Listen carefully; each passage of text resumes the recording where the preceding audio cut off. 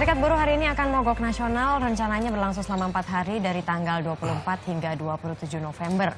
Mogok kerja dan unjuk rasa rencananya berlangsung serempak di 22 provinsi di Indonesia. Sementara itu, setelah 12 tahun, pemerintah akhirnya mengesahkan peraturan pemerintah nomor 78 tahun 2015 tentang pengupahan. Namun, buruh bereaksi keras dan menuntut pemerintah untuk mencabut aturan ini. Apa yang menjadi keberatan para buruh dari PP ini? Dan apa solusi terkini dari Kementerian Ketenagakerjaan untuk mengakhiri tarik-menarik tahunan antara buruh dan pengusaha? Untuk itu kita akan bahas dengan Pak Hanif Dakiri selaku Menteri Tenaga Kerja. Selamat pagi Pak Hanif. Selamat pagi Mbak Marisa. Dan juga di sebelahnya sudah ada Pak Aditya Warman selaku Wakil Sekretaris Umum Apindo.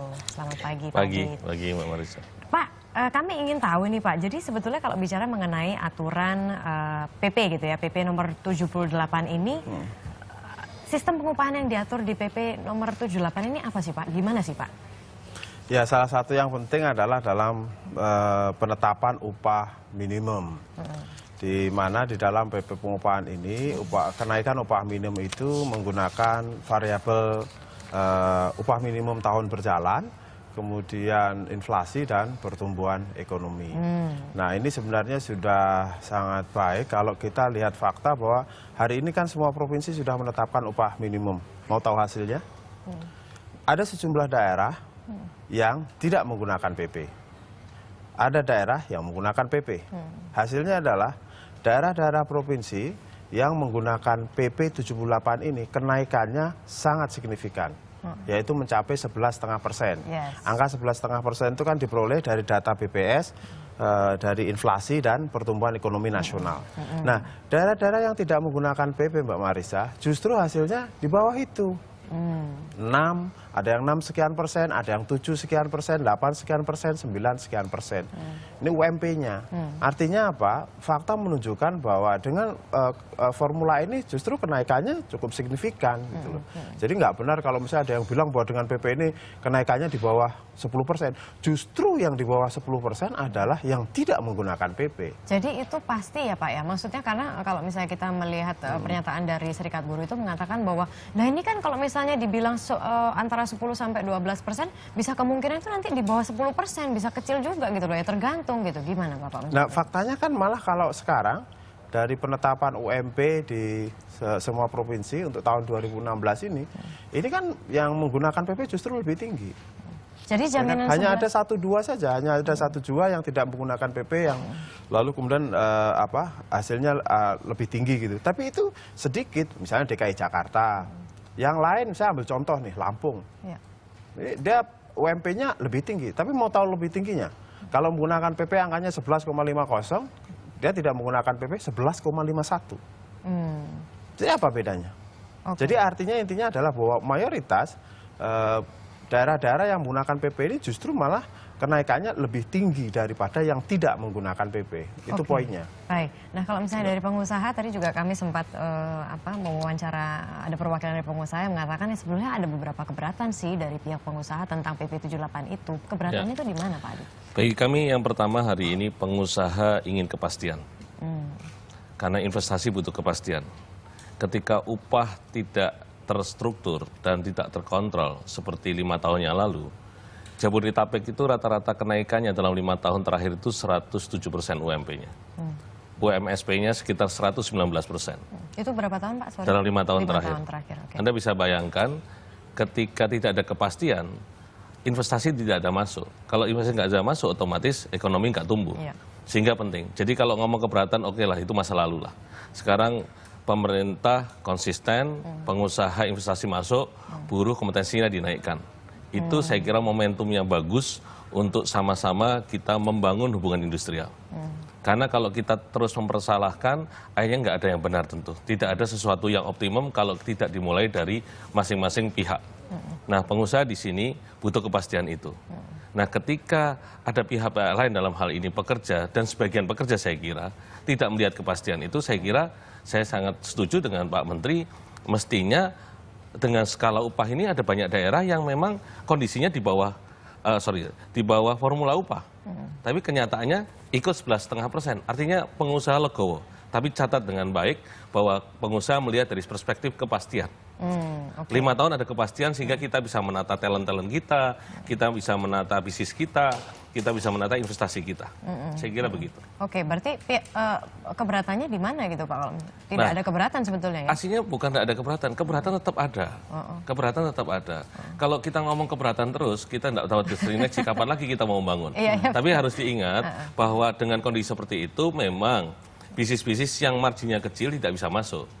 Dan juga kita harus tahu bahwa permasalahan upah ini safety net harusnya. Ketika kenaikan itu tidak terkontrol dan menjadi upah tengah, maka bisa dibayangkan upah produktif nggak akan didapat. Kita harus tarik ke bawah upah safety net sehingga UKM kita bisa hidup. Sekarang daripada upah naik gitu ya, kemudian tidak dipenuhi oleh daerah-daerah, membuat upah bipartit, upahnya ditentukan di masing perusahaan di bawah itu. Apa yang terjadi? Tidak nyelesain masalah. Upah minimum itu memproteksi sisi yang paling rendah, yang jaring pengaman itu. Setelah itu kita bicara bagaimana kompetensi kita, bagaimana produktivitas kita. Jadi itu saya kira poinnya kalau dari yang disampaikan Pak Aditya ini, bahwa sebenarnya kalau bicara mengenai soal keberatan, pastilah ada. Baik itu dari teman-teman pekerja maupun juga dari teman-teman pengusaha. Tapi dari seluruh keberatan masing-masing pihak ini PP pengupahan ini sudah menjadi ibaratnya yang maksimum, yang terbaik yang bisa kita ambil saat ini. Pengusaha tidak bisa maunya 100% dipenuhi oleh PP ini. Demikian juga dengan pekerja tidak bisa maunya 100% dipenuhi dengan PP ini. Nah, tetapi sebagai sebuah kebijakan, sebagai sebuah keputusan politik, PP ini sudah berdasarkan pada satu pikiran yang komprehensif. Dia memikirkan pekerja, bahwa dengan PP ini pekerja ini terlindungi. Dia terlindungi dari PHK, dia terlindungi dari dibayar seenaknya oleh pengusaha karena ada kebijakan upah minimum, sehingga itu dia menjadi batas bawah kan. Nah, terus kemudian dengan PP ini juga kita melindungi dunia usaha agar tadi ada kepastian. Dengan adanya kepastian dunia usaha, maka dunia usaha bisa berkembang, investasi bisa bertambah, lapangan pekerjaan bisa menjadi bertambah. Lalu PP ini juga melindungi, ini yang jarang dipikirkan adalah mereka yang belum bekerja. Ada 7,5 juta orang kita yang belum bekerja. Nah, mereka ini juga dilindungi oleh PP ini sehingga mereka bisa masuk ke pasar kerja, mendapatkan pekerjaan untuk penghidupan mereka.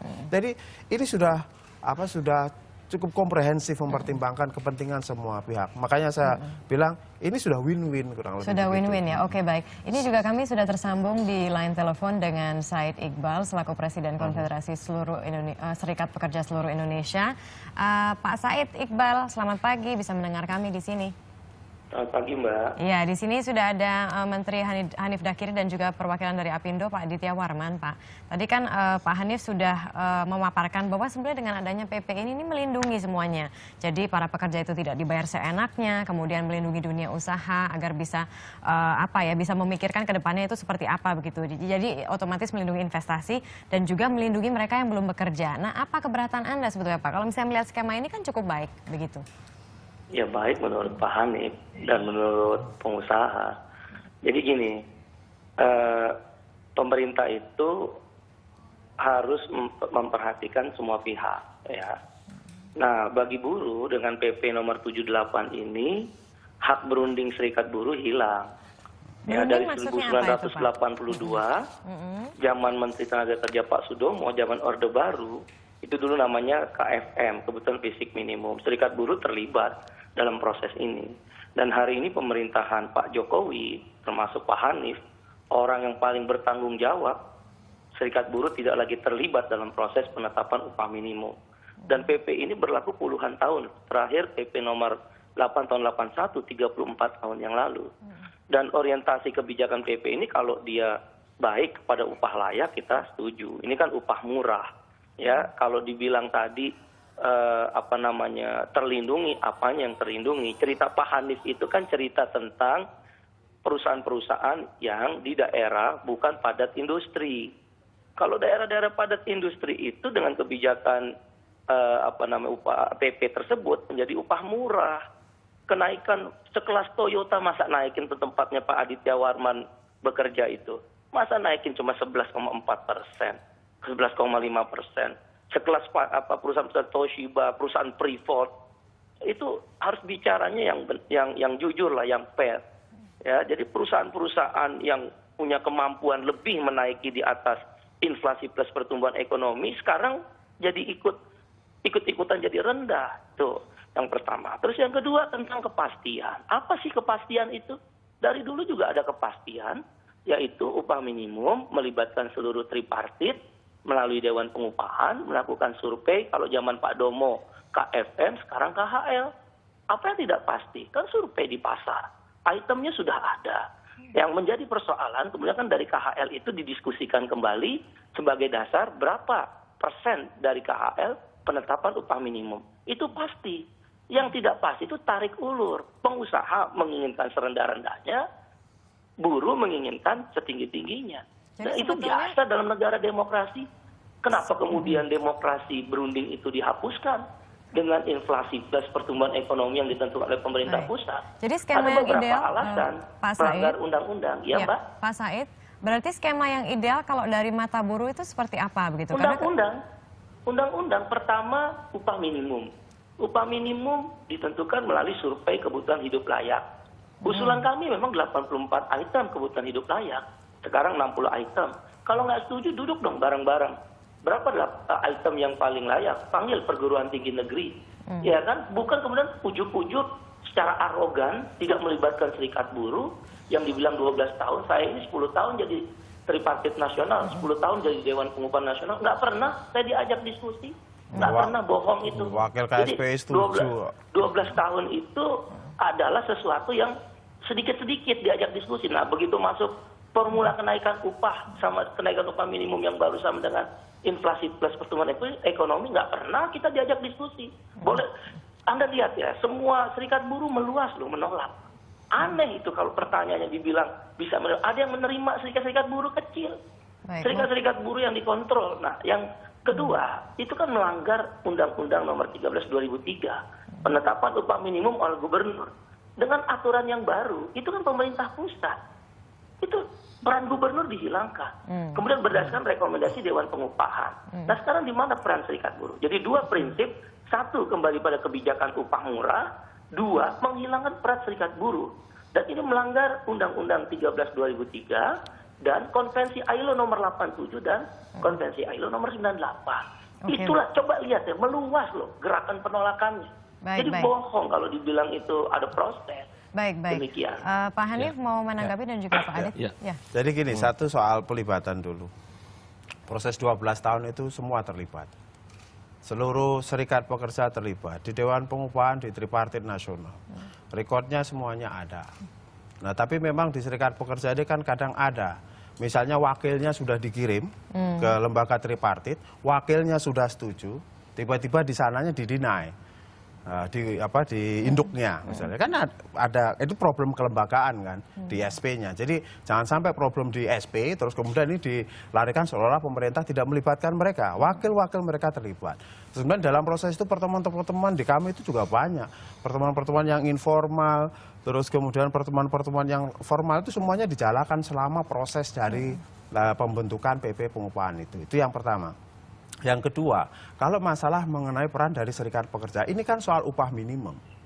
Upah minimum itu kebijakan sebagai jaring pengaman. Nah, di mana peran serikat pekerja? Ya tetap ada. Peran serikat pekerja ada di perusahaan, ada di forum bipartit. Nah, di situ. Jadi kalau mau bicara upah layak, di situ instrumennya.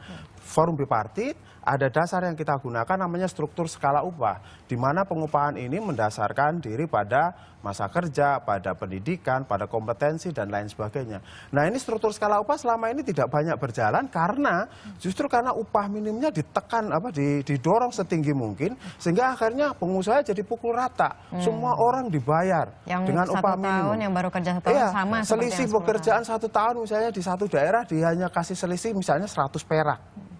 Nah, jadi sangat tidak layak.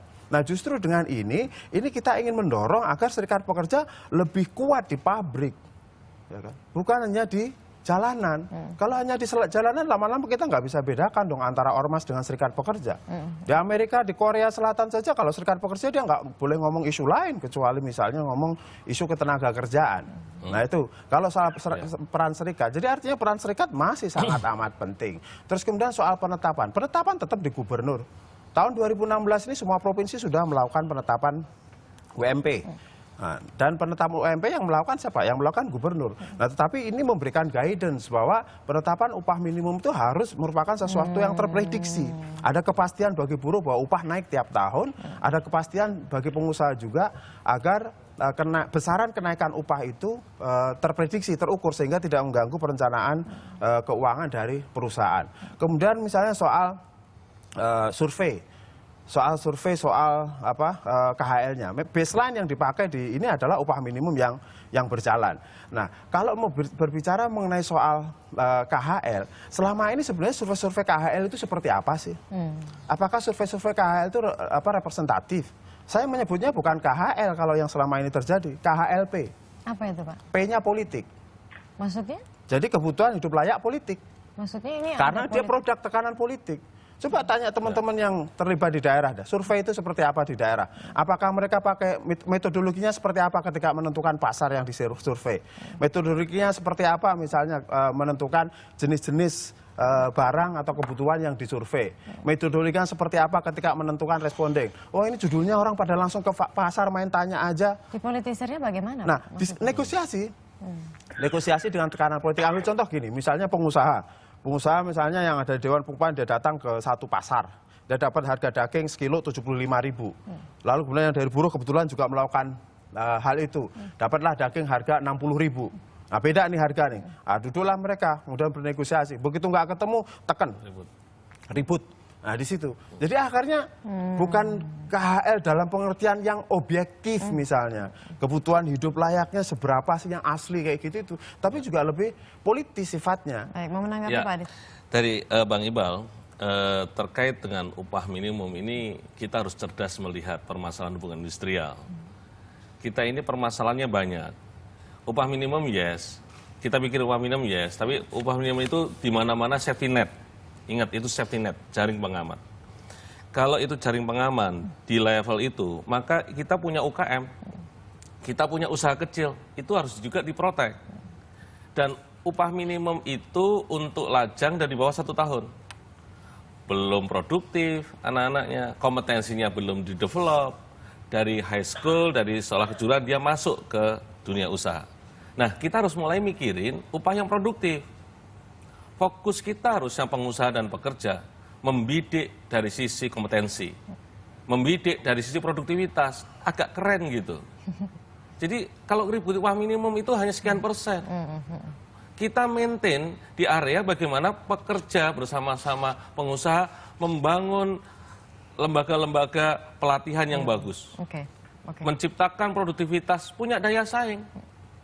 Kalau tidak seperti itu, maka saya khawatir kita terjebak pada politisasi. Seakan-akan setelah naikin upah selesai tanggung jawab kita. Nah, kalau semua regulasi, ada tatanan kok di Indonesia kok. Anda butuh kepastian sejahtera, daya beli, iya. Masalahnya bagaimana tersedia di mana supply barang di daerah yang paling remote area, yang paling rural, paling kedalaman. Dan juga kita juga memastikan bagaimana produktivitas terjaga daya saing. Nah, salah satunya tidak naikin upah. Kalau safety net yang digenjot, upah minimum digenjot tinggi, lapangan kerja berkurang pasti. Kalau yang digenjot adalah produktivitas, maka kita akan menemukan pekerja itu punya prestasi, punya daya saing. Sehingga Mas Iqbal, sebagai sahabat saya dan saya sangat respect atas kecerdasannya, tapi gunakanlah kecerdasan untuk melihat bahwa sahabat-sahabat Anda butuh berprestasi, butuh peluang kerja, butuh kompetensi, dan pencari kerja adalah lahan yang penting untuk dicariin kerjanya. Oke, baik. Momentumnya seperti itu saya kira. Baik, terima kasih Pak Adit Zini. Nah, terakhir Pak, karena durasi kita memang sudah habis, Pak Said Iqbal, hari ini jadi rencananya buruh, rencana demonstrasinya seperti apa? Rencana mogok kerjanya seperti apa dan apa yang akan dituntut di sini, Pak Said Iqbal? Terkonfirmasi ada 22 provinsi. Ya. Di 200 kabupaten kota di semua kawasan industri siap untuk mogok nasional serentak 24 sampai 27 November. Jadi semua kawasan industri akan berhenti stop produksi untuk melakukan mogok nasional. Tuntutan yang kami minta adalah cabut peraturan pemerintah nomor 78 tahun 2015 tentang pengupahan. 2, menolak pemberlakuan formulasi kenaikan upah minimum sama dengan inflasi plus pertumbuhan ekonomi. 3, meminta para gubernur menetapkan kenaikan upah minimum di seluruh Indonesia berkisar 500 ribuan rupiah dan memberlakukan upah minimum sektoral di atas upah minimum. Karena faktanya dari data Kementerian Tenaga Kerja, yang menerima upah di atas 2 juta rupiah itu 15 jutaan orang.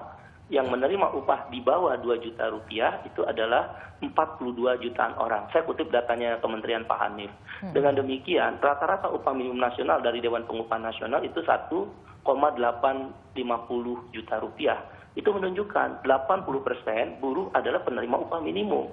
Harusnya bukan membuat formula baru, law enforcement, penegakan aturan. Kenapa 80% ini orang yang bekerja 10 tahun, 15 tahun, 30 tahun, orang yang punya anak 1, punya anak 5, itu menerima upah minimum. Ini saya pakai datanya Pak Hanif loh. Itu yang di law enforcement, bukan minta kepastian tapi upah murah. Dan kalau dibandingkan upah Filipina sudah 4,5 juta sekarang. Upah Thailand upah minimum 3,6 juta rupiah sekarang. Malaysia 3,2 sampai 3,4 juta. Kita setuju aja sebenarnya inflasi plus pertumbuhan ekonomi kalau based on-nya. Upah kita sekarang berapa? Jakarta tuh cuma 2,7 juta. Masyarakat ekonomi ASEAN sudah di depan mata. Tertinggal jauh upah kita. Kembali pada upah murah. Dan kami berkeyakinan kalau upah yang layak, maka akan meningkatkan daya beli, purchasing power. Kalau purchasing power naik, konsumsi domestik naik. Kalau konsumsi domestik naik, pertumbuhan ekonomi naik. Itulah yang menjelaskan akibat konsumsi yang melemah, purchasing power melemah, perlambatan ekonomi kuartal 1, 2, 3 kan. Nggak tercapai kan target 5,3%. Di situ sebenarnya kuncinya purchasing power. Jangan kembali pada kebijakan upah murah yang di flat. Arogansi pemerintah pusat. Demikian, terima kasih. Baik, terima kasih banyak Pak Said Iqbal, Pak Aditya Warman, dan juga Pak Hanif Dakiri. Tampaknya ini satu poin. Bahwa mogok nasional itu secara legalitas, Saudara Iqbal sudah mengambil unjuk rasa damai. Artinya ragu-ragu dia terhadap kata mogok nasional. Dan yang satu penting lagi, bahwa kami sangat ingin berdialog, menjadikan apa yang menjadi upah itu bukan satu masalah. Mogok nasional itu intinya nggak ada. Mogok nasional itu, namanya mogok itu adalah kalau perundingan gagal, itu baru boleh mogok. Aturannya begitu. Kalau perundingan gagal ya. Berarti ini kalau misalnya boleh saya simpulkan, dialog antara pemerintah, pengusaha dan juga serikat buruh ini harus terus terjalin agar mendapatkan solusi yang everybody is happy gitu. Pemerintah happy, pengusaha happy, Mbak Marisa dan juga happy. ya, dan juga buruh juga happy. Oke, baik, terima kasih banyak Pak Hanif, Pak Aditya Warman, dan juga Pak Said Iqbal tadi melalui line telepon. Dan informasi berikut adalah dari dunia ekonomi dan bisnis yang akan hadir diantaranya mengenai berkembangnya situs jual beli online. Tetap bersama kami di Indonesia Morning Show.